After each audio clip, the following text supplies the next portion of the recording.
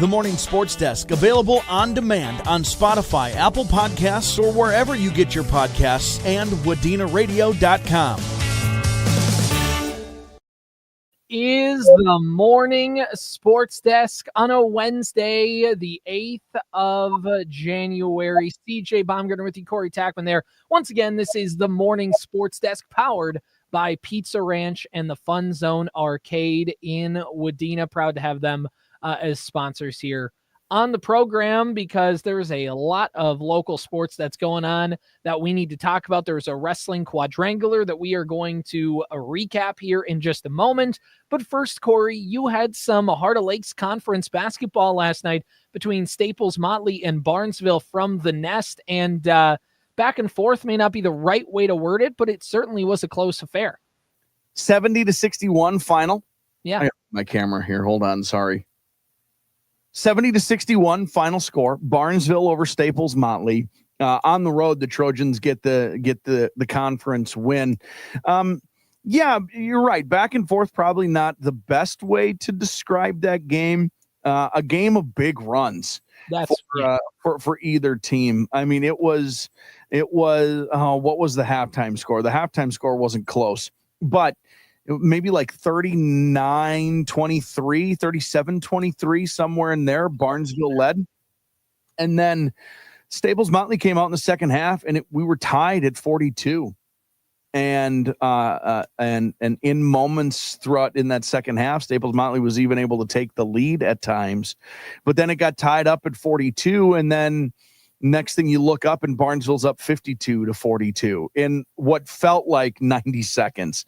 It just kind of happened in no time. I had a nice conversation with Cardinals head coach Zach Quall before the game, and he's like, we're not in the interest of like excuse making, because no coach is, right, and I get it, but the football stuff has thrown, they're just behind, right? Like some of the things in 2025 now, some of the mistakes, like their ball security still isn't very good. They turn the ball over a bunch, and sometimes passes happen, right? A guy starts his backdoor cut and you throw it to where he was rather than where he was going. Those things happen all season long. You hope that they diminish.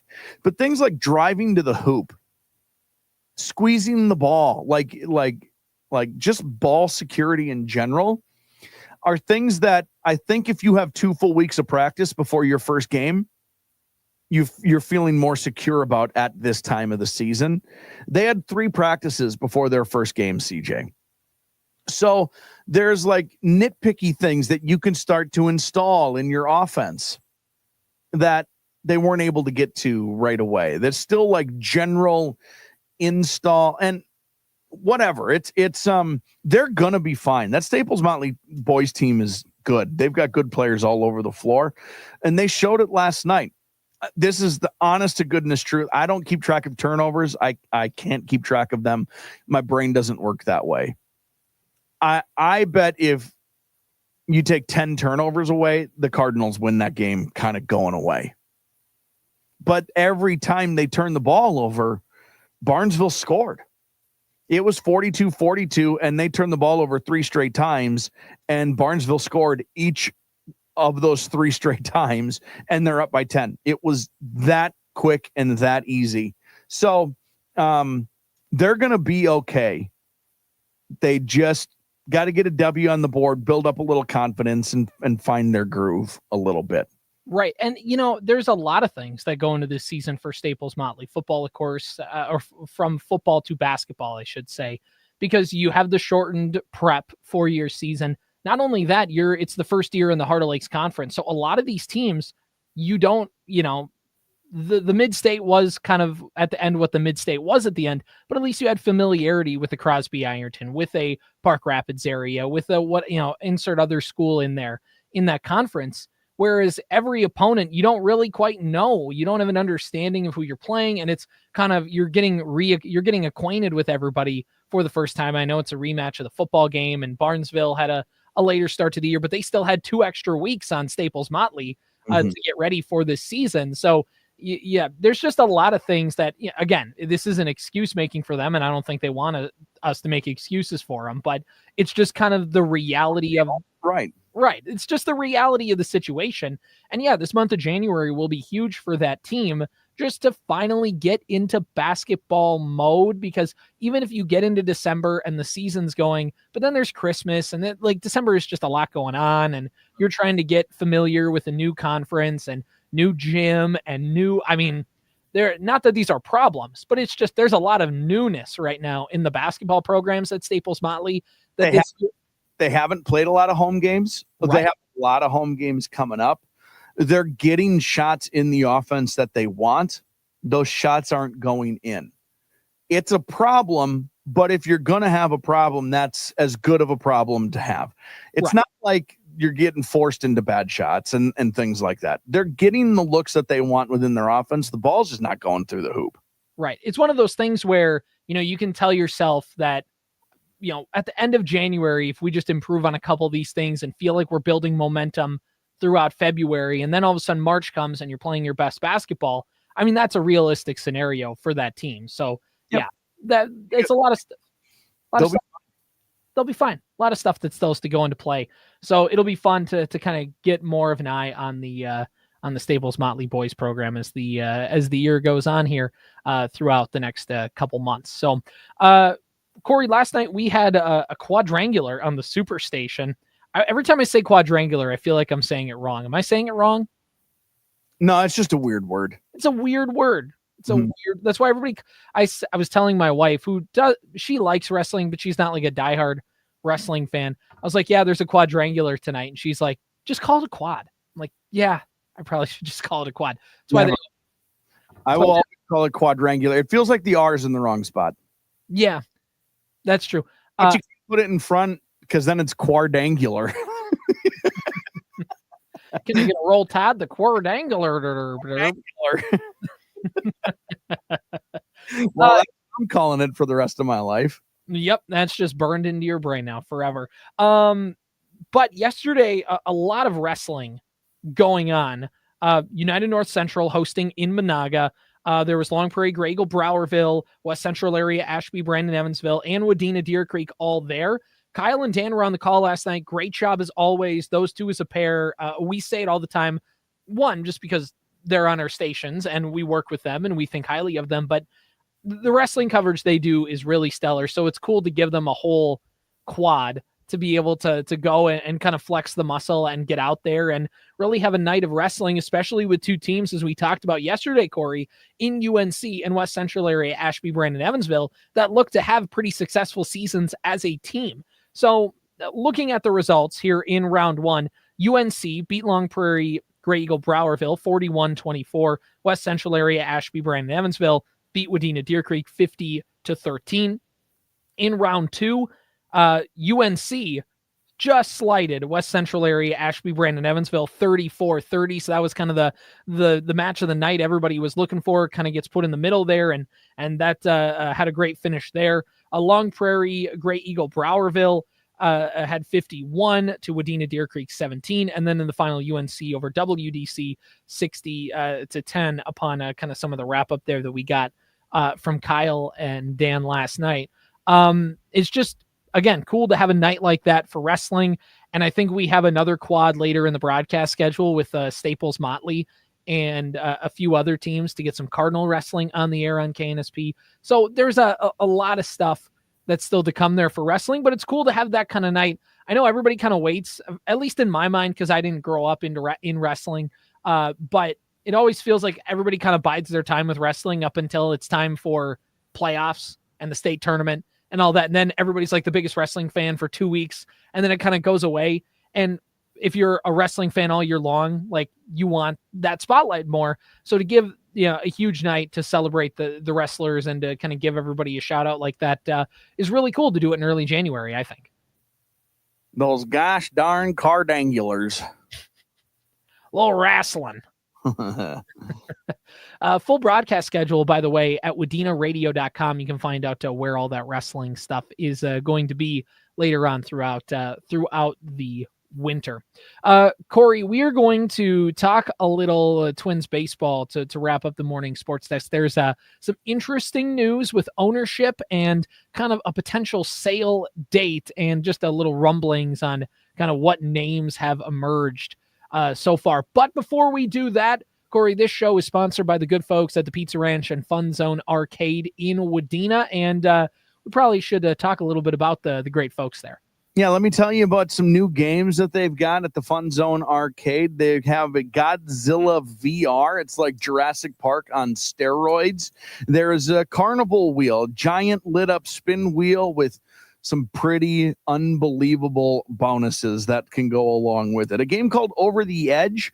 It's like an alternative coin pusher, but with prizes and just unbelievable stuff that you can get out of that Over the Edge. And Skillful Revolution, you hit a pin to drop the prize and win it. It's one of the top played games, CJ, in the arcade industry.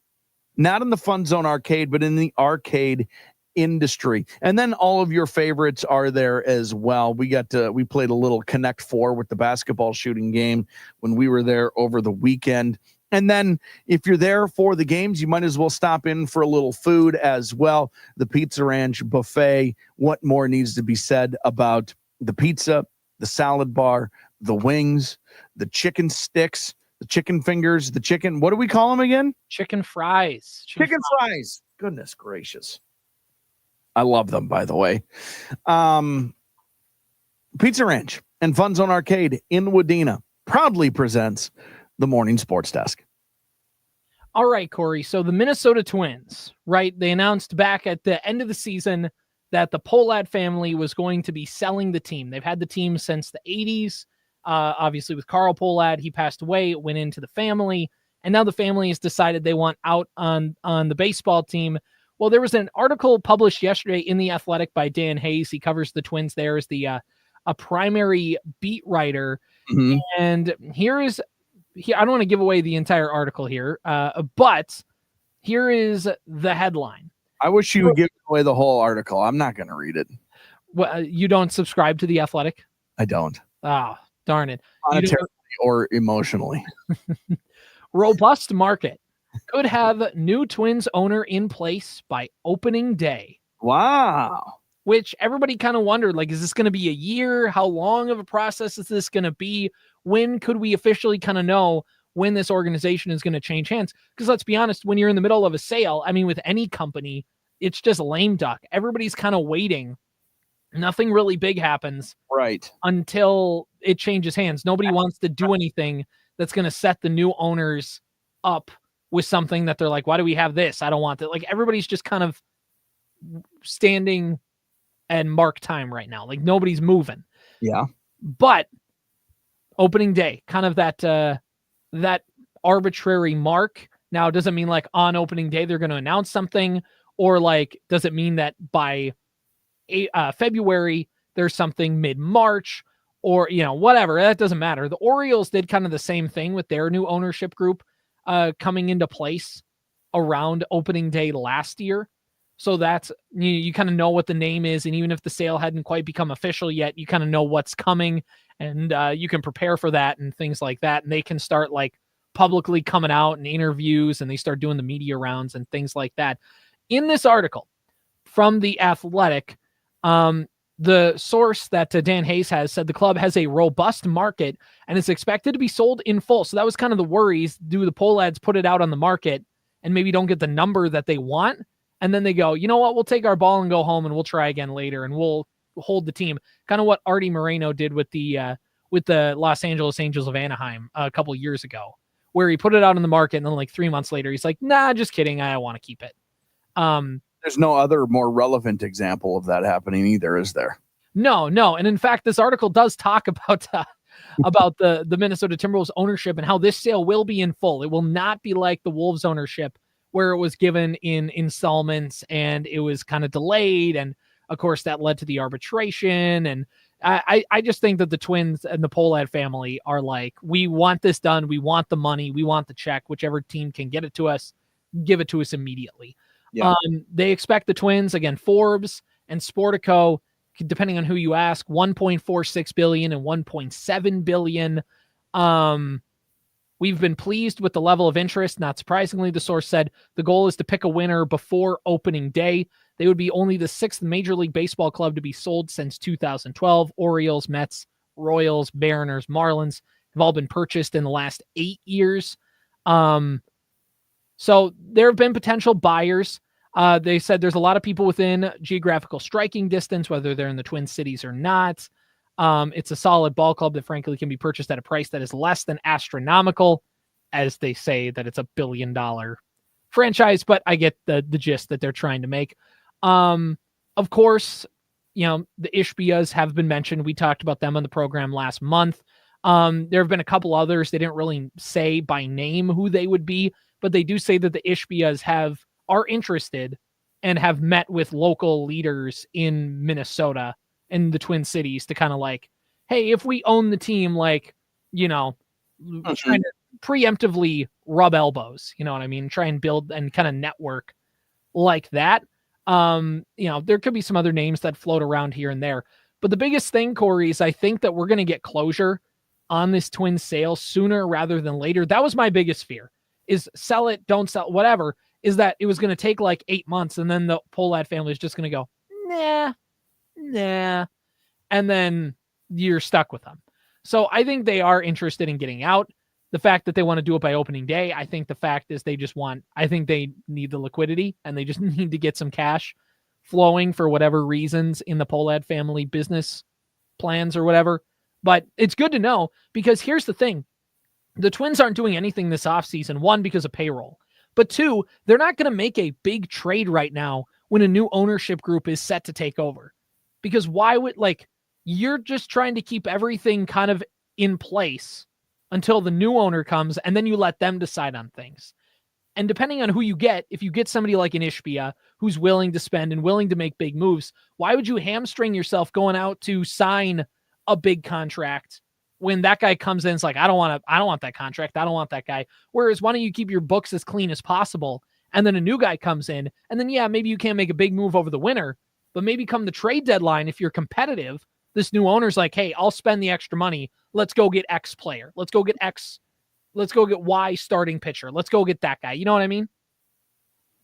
Yeah, I mean, that's just how that's how it always works with these sports franchises. And new owners will always make a splash move. Mm-hmm. It's a guarantee, whether it's this year or in the offseason the following year, the Twins are going to do something that just makes you go, whoa, didn't see that coming. Right. Whether it's the amount of money or who they go get, in a year, do they overpay for 97-year-old Justin Verlander after his recent signing with the Giants? You know what I mean? There will be something that the new owners will do to make their imprint on the org. They're compelled. They're billionaires. They're guys who are used to just having things go their way by sheer monetary force and ego. And it's always worked out. So why wouldn't it work? The Pohlads just want to get their check and get out. And you know what? Take it and go. They don't need to do anything. Why would they do anything? They're looking for a check. They're not looking to spend more money. I wouldn't. That's just how this goes. That's a 100%. That's a 100%er. Yeah. So don't expect the Twins to make any big signings. Don't expect that. I mean, there will be a trade, I think, at some point, because the Twins will just have to do one. I think Falvey can't help himself, but also because they are over their projected. They're over the payroll that they were at last year because of arbitration and salaries going up for a few players. So they do need to clear a little bit of money. So maybe they trade for a salary, as a salary dump kind of move. Maybe that comes across. I mean, some people float around the idea of what if Falvey just doesn't make a trade and he doesn't cut anybody and they just come into the season with a payroll over what ownership? Is ownership going to fire him? They just promoted him to president, or he's going to be taking over as team president. But he might not have a job at this time next year. Right. Either. It's yeah, new. But in terms of just getting the payroll down for 2025. 2025, sure. If he just is what if I just don't do it? Are they going to fire me over this? they're going to fire you anyway, dude. So you got to, I mean, I'm just saying to your, like, well, we're the Polat family specifically before opening day. Yeah, but it's not that nothing's going to happen. Nothing is going to happen with this Twins organization. The Polads aren't doing anything. So for Falvey, do whatever you got to do, knowing full well that you're looking for a job probably in a year. Well, and that's the interesting part of the Twins moving him up to president as the new ownership is likely going to come in, because that's a weird spot. It's probably felt like this Falvey thing had been like the promotion was not in writing maybe, but kind of like an under the table handshake. And when the Polads announced they were selling the team, they were like, well, we better do this now. Otherwise, like, I think they're doing him a solid. Now he has it on his resume. So now he's hireable. Right. Or a new owner might not come in and fire him immediately. Like a new owner might come in and be like, you know what, let's give it a year. Let me like kind of go. That's what I'm saying. Yeah. By this time next year, Falvey is not going to Twins Fest. Right. Potentially. Like, right. Maybe the new owner comes in, it's like, hey, you look like you know what you're doing. I like the cut of your jib, still don't know what that means, technically speaking, but you know what? Like he comes in, it's like, yeah. I'd be careful saying phrases you don't know the definition of. Funk, No, there's, you're right. He might be the Twins guy for the next decade. He might be immediately fired because owners who have billions of dollars want to have people that they want to clean house and bring in they want to staff. Some want to staff up immediately. They don't care about a transition period. Do you like working with people you don't know? Right. Especially when you can just hire and fire at whim. Like, right. I mean, that's true. So I don't know. The biggest thing I'm taking out of this is we'll know by opening day. And that's good enough for me to be like, okay, there's like the sale is moving forward. There are teams that are interested. It's highly unlikely that the Polads, and now it still could happen. It still could happen where they pull the rug out and go, nah, we'll keep it. But I think with everything that's transpired, yeah, I don't think so. I think that they're going to go through with this. So remember with Glenn Taylor, now the style of the sale was different. Right. But things have been weird with the Glenn Taylor sell from the very beginning. And word has gotten out about all of those things because Lori and A-Rod and whoever, like this is weird. We need people to understand that this is weird. There have been leaks all over the place. There's no leaks. There's nothing. We would know if this was going to be weird. Right. We would have heard. The Polads have always been and are only interested in their bottom line. Mm-hmm. And their bottom line improves by selling the team by roughly $1.2 to $1.8 billion. Right. They had no interest in that. They didn't really have interest in running the team. Their name just keeps getting worse and worse in this town. And it's just the state of the game of baseball. Right. And all sports franchises are becoming more valuable. I can't believe the Twins are valued over $1 billion. I can't believe it, but I understand that they are. The fact of the matter is that is being a part of the Major League Baseball umbrella. Correct. But baseball nationally outside of the playoffs is just in a weird place right now. Right. I mean, they're in a weird spot in a lot of different areas for a lot of different reasons. They have to sell. Right. And it might not be $1 billion too in 5 years. Well, and the other thing too is, their sale should have been saw coming from a mile away. Now, knowing what we know now, they rebranded the team. They put a fresh coat of paint on. They updated, right? Like the old white uniforms with the limestone, like those weren't that old. No, they weren't. It was a complete rebrand. Like they redid logos. They redid like every piece of old logo was moved from the ballpark and taken out and whatever. They went from default font to a unique bespoke font. Like exactly, modernized everything immediately. And they renovated Target Field. Mm-hmm. When the ballpark was only 10 years old, which I get it. Like you should constantly be updating the ballpark. That's not my, I'm not trying to say anything bad about that, but what do you do when you're going to sell a house, Corey? You you redo the kitchen and you put a new coat of paint on the house. Right. Because you get it ready to sell by inflating that, you make the value go up and then you sell it. Right. So that's what they were doing. They cut payroll after that to get the books clean. They redid the kitchen, slapped a new coat of paint in the bedrooms, and we're like, all right, get it off my hands. I don't want to deal with this anymore. So my father's house, I took care of it for a while in it, love of him, and I want to be done with it. Yep. And that's about it. And you know what? Fine. Get out of here. Fine. Have somebody who wants to buy a baseball team come in and do it. Yep.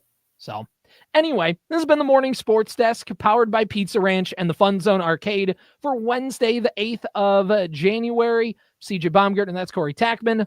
See you guys tomorrow. The Morning Sports Desk, available on demand on Spotify, Apple Podcasts, or wherever you get your podcasts, and WadenaRadio.com.